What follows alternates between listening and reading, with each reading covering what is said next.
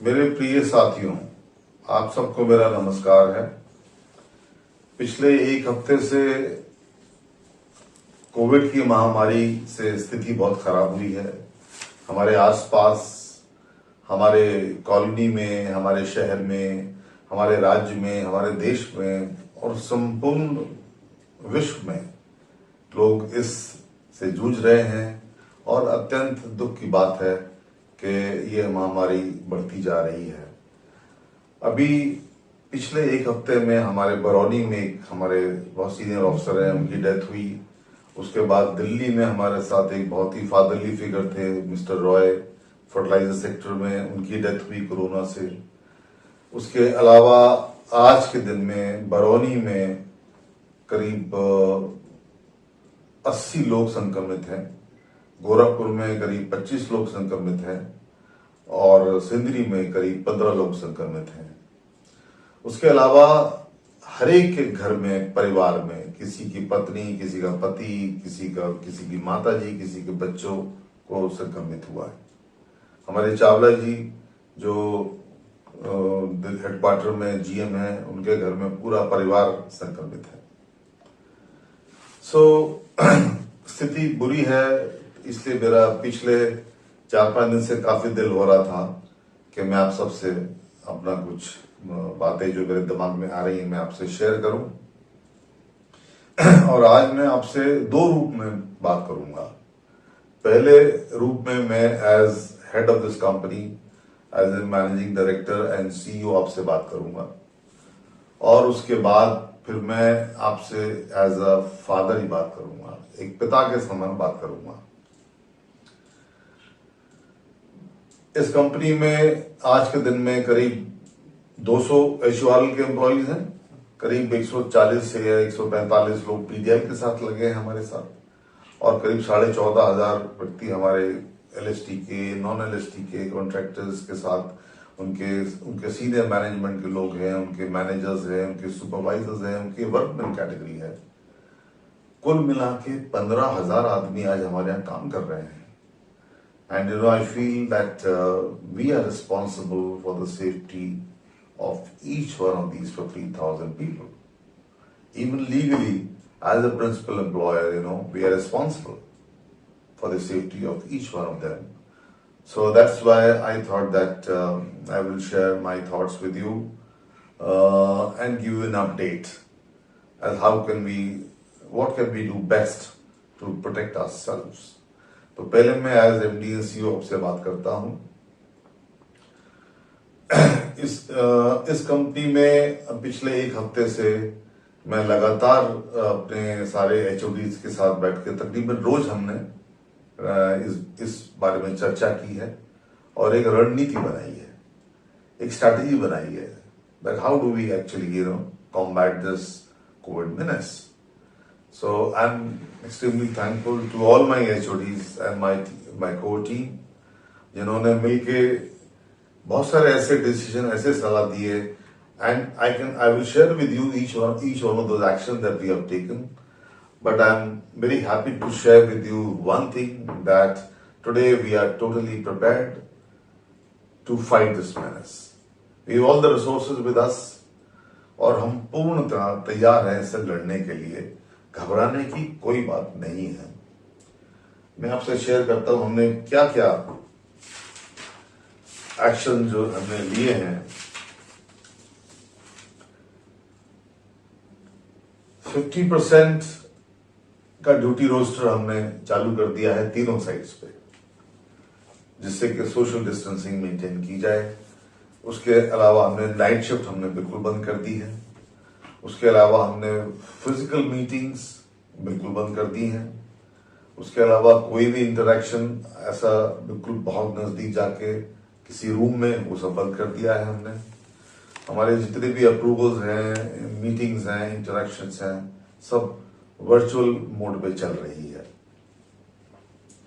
कोई हमने बाहर का आउटसाइडर हमने सबके लिए एंट्री बैन कर दिया है। No one will be allowed to come inside.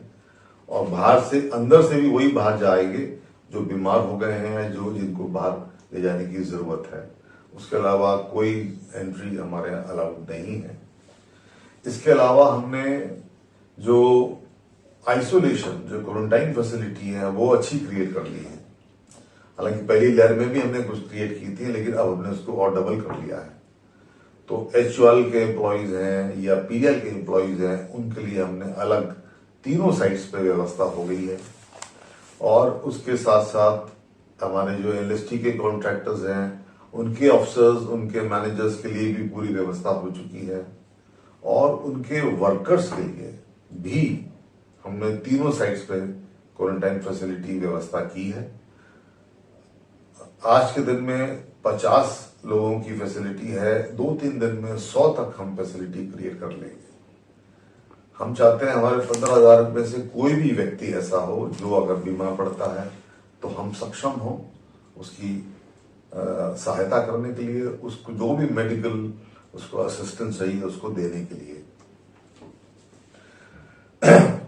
2 doctors और एक वो एडवांस्ड एम्बुलेंस जिसमें लाइफ सेविंग इक्विपमेंट्स होते हैं, उसके लिए हमने मंजूरी दी है।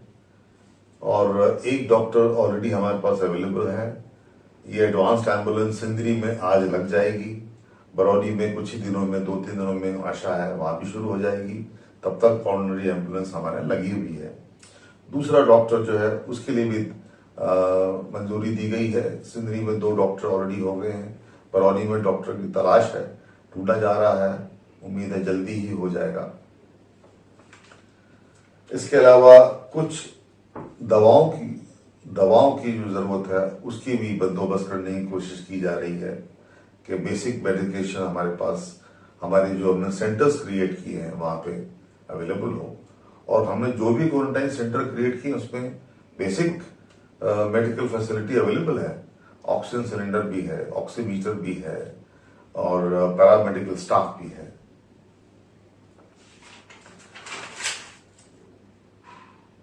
इसके अलावा हमने एक एक्शन और लिया है। 15,000 में से सारे के सारे हमने कहा है कि सबकी टेस्टिंग की जाए, कोई भी व्यक्ति छूटा ना जाए। तो उसके लिए प्रक्रिया चालू है। रोज 250, 300, 400 जितनी भी हमारा जिला प्रशासन की कैपेसिटी है उसके साथ मिलकर हम लोग कर रहे हैं। और मैं आशा करता हूं अगले हफ्ते 10 दिन में 15,000 के 15,000 लोग हम लोग कवर कर पाएंगे। रैपिड एंटीजन की फैसिलिटी, RT-PCR की टेस्टिंग किट्स वो हमने खरीदी हैं, हमने जिला प्रशासन को भी दी हैं और अपने यहाँ भी यूज कर रहे हैं। इसके अलावा हमने कवच लिया था, कोविड कवच, वो एप्लीकेबल है और जरूरत पड़ने में उसका इस्तेमाल किया जाए। मुझे बाद में बताया गया कि अपोलो की फैसिलिटी बरौनी में इतनी अच्छी नहीं है। वो शायद इसलिए कि उनका जो टाई अप है बरौनी का हॉस्पिटल से उतना बढ़िया नहीं है। उसके लिए फिर हमने ये डिसीजन लिया कि हमने पूछा इनसे, बरौनी से, भाई बताओ क्या कर सकते हैं। तो उन्होंने फिर हॉस्पिटल से बात करके हमें बताया कि वो सभी कह रहे हैं कि हमारे पास 6 लाख रुपए या 7 लाख रुपए की सिक्योरिटी डिपॉजिट आप रख दीजिए, तो उसमें क्या होगा, कल आपको बेड की जरूरत होगी तो हम आपको प्रायोरिटी देंगे। तो हमने उसकी भी मंजूरी दे दी है और कल या परसों में 3 हॉस्पिटल में बरौनी में ये पैसे जमा करा दिए जाएंगे। इसके अलावा हमने तीनों साइट्स पे 6-6 लाख रुपए की मंजूरी दी है, जो एज अ कॉन्टिजेंट हमने सैंक्शन दिया है, जिससे कि कोविड से रिलेटेड, मेडिकल से रिलेटेड कोई भी इमरजेंसी में खर्चा करना हो, कोई भी ऐसी फैसिलिटी क्रिएट करनी हो, की जाए। उसके लिए हमने 6-6 लाख रुपए की सैंक्शन और दी है। इसको हम फिर रिव्यू करेंगे, जरूरत पड़ेगी तो और भी करेंगे। हमने एक ये डिसीजन लिया है अपने HODC के साथ मिलकर कि कोविड से हमें लड़ना है और जो भी जरूरत होगी उस आपदा को हमें निपटने के लिए एक्शन जो जरूरी है वो लिया जाएगा। इसके अलावा वैक्सीनेशन में 45 ईयर्स से ऊपर वालों के लिए सिंदरी में हमने ऑलरेडी 100% लोगों को वैक्सीनेशन करवा दिया है। गोरखपुर में भी करीब 90% लोगों को वैक्सीनेशन लगा दिया है। बरौनी में वैक्सीनेशन की प्रक्रिया कल से शुरू हुई है वो थोड़ा सा वहाँ प्रशासन में अभी उनके पास वैक्सीनेशन थी नहीं। फिर हमने डीएम बेगूसराय से बात भी की थी, उनके यहाँ वो एक्शन लिया जा रहा है और मैं समझता हूँ जल्दी ही उनके यहाँ भी वैक्सीनेशन 45 ईयर्स एंड अबव वो पूरा हो जाएगा।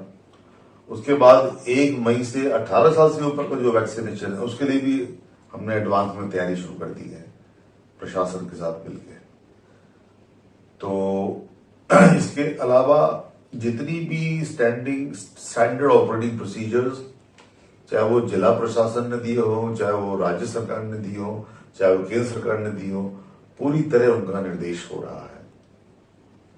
हमारे हेड जो हैं साइट्स के लगातार टच बनाए हुए हैं डिस्ट्रिक्ट कलेक्टर से, एसडीएम से और ड्रग कंट्रोलर से और सीएमओ से, जिससे कोई भी अगर इमरजेंसी हो तो उसे निपटा जाए।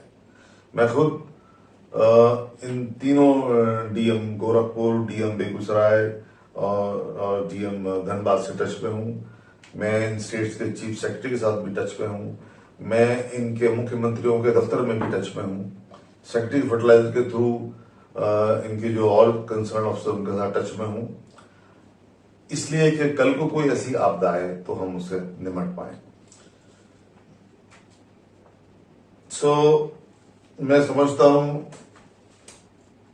चिंता की कोई बात नहीं है, हम लोग पूरी तरह तैयार हैं।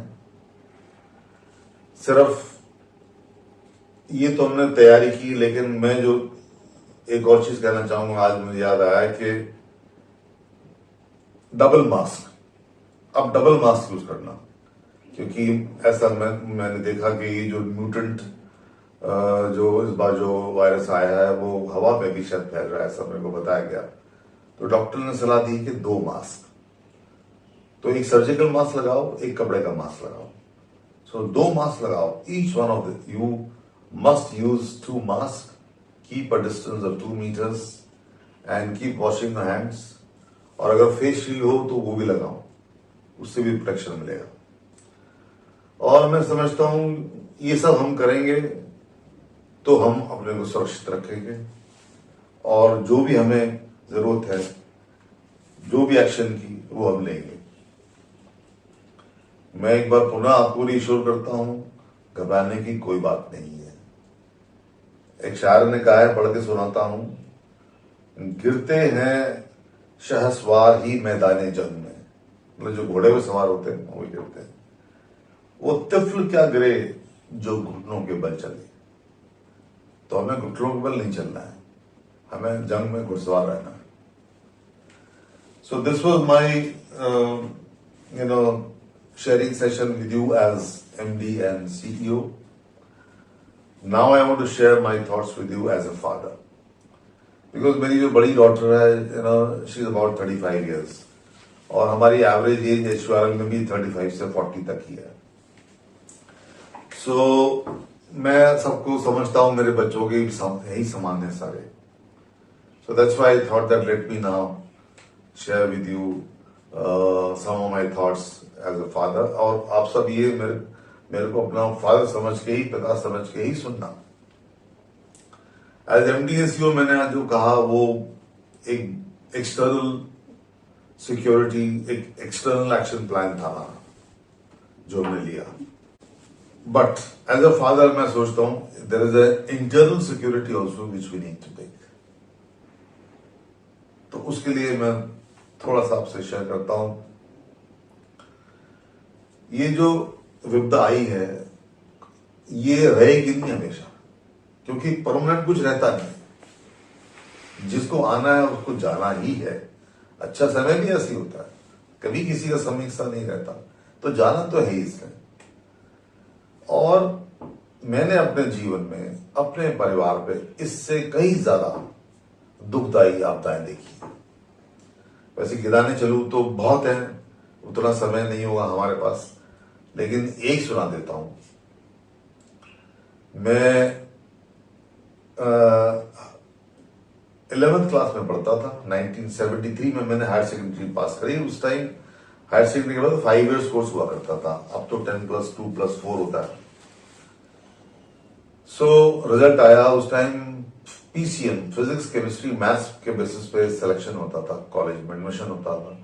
So fortunately, I was lucky. I got about, I think, 84% in as a PCM. So I got selected in Delhi College of Engineering. I got selected in BITS Pilani, and I wrote the exam for IIT competitive exam. उसमें हमारा wait listed नाम आ गया. हमारे father ने कहा कि बेटा तुम दिल्ली कॉलेज वैदिक ज्वाइन कर लो. तो हमने कहा कि नहीं, हमारी इच्छा है हम बाहर पढ़ें. तो उन्होंने कहा कि देखो हमारी आर्थिक स्थिति इतनी अच्छी नहीं है कि मैं तुम्हें बाहर पढ़ा पाऊं. Come from a pretty humble background. पर फिर भी हमने कहा कि नहीं हमारी इच्छा है. तो उन्होंने, अब मुझे नहीं मालूम उन्होंने क्या किया, कहां से उन्होंने अपना कौन सा खर्चा काटा होगा, बट ही अग्रीड और हम पिलानी चले गए. और पिलानी जाने के बाद 15 दिन के बाद कि भाई हम चाहते हैं कि हम यही छोड़ के जो है बनारस आ जाएं. तो उन्होंने कहा कि नहीं भाई अब तो नहीं हो पाएगा क्योंकि हमारे पास इतने पैसे नहीं है, क्योंकि वो फीस जो जमा कराई थी वो फोरफीट हो जाती थी वहां पे. बोला दोबारा फीस जमा कराने की मेरी हिम्मत नहीं है. तो हम पिलानी में फिर पढ़ते रहे. पहली बार घर से बाहर निकले थे और भगवान ने हमें बड़ा अच्छा दिल दिया है, बड़ा अच्छा दिमाग दिया है. तो कहीं ना कहीं कमी करनी थी, वो कमी उन्होंने हमारे पेट में कर दी. तो मेरा बहुत ही सेंसिटिव कॉन्स्टिट्यूशन है, वो लकड़म पत्थरजम टाइप हम है नहीं. तो कुछ भी थोड़ा सा बिगड़ने से पेट बिगड़ जाता है. तो पिलानी में हम गए और वहाँ कुछ महीनों के बाद हमारी तबीयत खराब हो गई और हम इतने बीमार हो गए वहाँ कि मरने की हालत हो गई. फिर हमारे पिताजी करीब 10 महीने के बाद हमको वहां से शिफ्ट किया दिल्ली में. उसके बाद मेरे को करीब 8 महीना लगा रिकवरी होने में. उसके बाद फिर दोबारा 1975 में फिर अप्लाई किया दिल्ली कॉलेज ऑफ इंजीनियरिंग में. मार्क्स अच्छे थे, दाखिला हो गया. उसके बाद फिर 1980 में हमने पास करके एनटीपीसी ज्वाइन किया. 2 साल मेरे बर्बाद हुए. 2 years आई लॉस्ट. ये बात किसी को मालूम नहीं है. This is the first time I think I am sharing in my office forum. और बीमार भी इतना हो गया. तो वो 2 साल का जो सदमा था मेरे को इतना बुरा लगा कि मैं उससे उभरने में मेरे को बहुत समय लगा. और मैं एनटीपीसी से एज ईडी रिटायर हुआ. अगर मेरे पास 2 साल होते तो मैं यकीनन एनटीपीसी के बोर्ड में जरूर बैठता. लेकिन होने को कौन टाल सकता है. भगवान को ये मंजूर नहीं था कि मैं एनटीपीसी के बोर्ड में बैठूं. भगवान को ये मंजूर था कि इसको मैं एनटीपीसी बोर्ड से भी कहीं ऊपर बिठाऊं. तो शायद मैं इसलिए वहां डायरेक्टर ना बन पाया. और उसके बाद हिंदुस्तान और उर्वरक में मैनेजिंग डायरेक्टर बना दिया हमें. और हमें 5 साल हो गए यहाँ चलते चलते. हमारा एक्सपोजर, हमारा इंटरेक्शन, हमारा कोऑर्डिनेशन जो है अब मंत्रियों से होता है, मुख्यमंत्रियों से होता है, प्रधानमंत्री तक से होता है, टॉप ब्यूरोक्रेट से होता है. So what I am saying that वो ऐसी विपदा आई थी मेरे पास, मेरे ऊपर, मेरे पूरे परिवार पे, जिससे निकलना बड़ा मुश्किल था. लेकिन आई चली गई. उसके बाद जीवन में कितनी आई विपदाएं. मेरी डॉटर थी बड़ी वाली जिसकी मैं बता रहा था, वो 2013 में she met with an accident. She almost died. वो बच नहीं सकती थी लेकिन भगवान ने बचा लिया उसको. वही लड़की फिर अभी 3 साल पहले यहीं घर से सीढ़ियों में गिर गई और उसके सारे दांत टूट गए आगे के. 6 महीने लगे उसको ठीक होने में. एक दांत उसका वापस लगाया गया. आई एम सेइंग दैट ये आती रहती जाती रहती है, हर एक के परिवार में रहती है. इससे घबराने का नहीं. मैं और मेरी पत्नी इतना झेल चुके हैं. आज के दिन में हमें परेशानियां हमें दिखती नहीं है. हमें छोटी मोटी परेशानी तो हमें महसूस ही नहीं होती है. But we feel so confident today because each of these problems left us more stronger. It left us more stronger and we live a full life. बिल्कुल बिंदास जीवन को फुल्ली एंजॉय करते हैं हम दोनों. कोई कमी नहीं करते अपने जीवन में. और जब भी हमें विपदा आई हमने कभी हमारे चेहरे पे नहीं आया ये रोना। अंदर चाहे फिर भी रोए, लेकिन चेहरे पे हमेशा मुस्कान रही। अब ये पूछो कि ये हुआ कैसे? ये इसलिए हुआ कि हमको जो हमारी जो कोर वैल्यूज जो थी, जो हमारा डीएनए, जो पेरेंट्स हमें मिला, एक तो हमने विवेक नहीं खोया अपना, किसी भी स्थिति में विवेक नहीं खोया। विवेक का ये होता है कि सबसे ज्यादा जब जरूरत होती है वो तभी खो जाते हैं। शुरू में हमने भी खोया, लेकिन धीरे धीरे सीखा। विवेक नहीं खोया अपना, पेशेंस एंड परसिवियरेंस, अपना धैर्य कभी नहीं खोया, कभी धैर्य नहीं खोया। पूर्ण विश्वास अपने गुरु पे, भगवान पे पूर्ण विश्वास था कि जो भी होगा ठीक होगा, और अंत में हम निकल के आएंगे as a winner, which we always done, which we always done. अब मेरे घर में एक्चुअली मेरे माता पिता बहुत पूजा पाठ करते थे, और उनको शुरू में एक बड़े अच्छे सदगुरु से भी उनको ज्ञान प्राप्त हुआ, तो शायद इसलिए उन्होंने हम सबको ये वैल्यूज दे पाए कि किसी भी स्थिति में घबराना नहीं है और पूर्ण विश्वास रखना है। तो मैं आज आपसे ये शेयर करना चाहता हूं एज अ फादर कि ये हमारी इंटरनल सिक्योरिटी है, ये हमारा आंतरिक प्रोटेक्शन स्कीम है। ये जो सूत्र मैं कह रहा हूं ना, इसके लिए हमें कोई दवा या कैप्सूल नहीं, इसके लिए हमें ये सूत्र चाहिए। तो मैंने ये 5 सूत्र बनाए हैं, मैं आपको बताता हूं। ये 5 सूत्र जो मैंने बनाए हैं,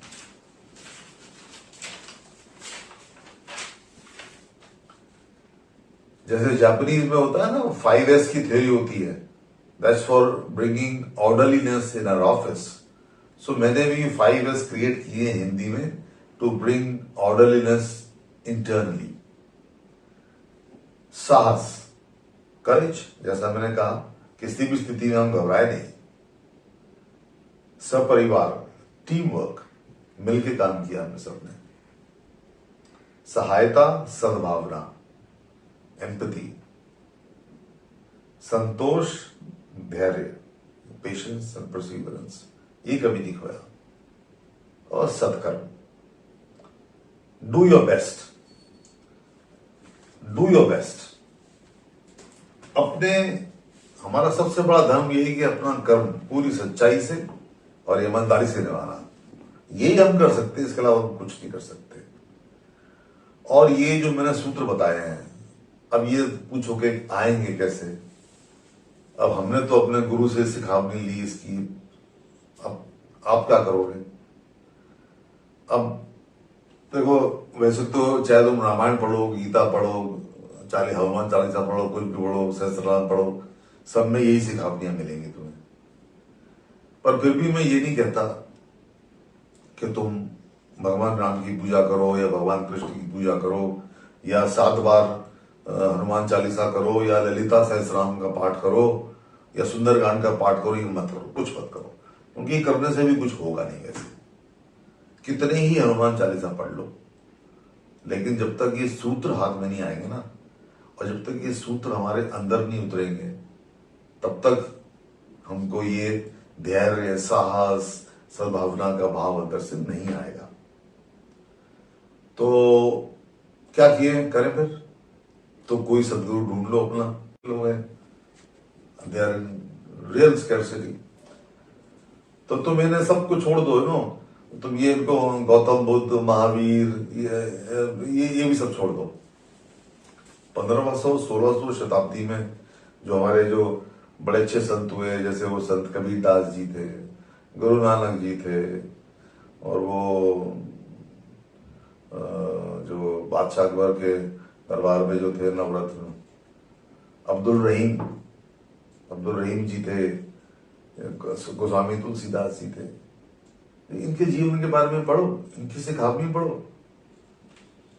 मैंने देखा न्यूटन ने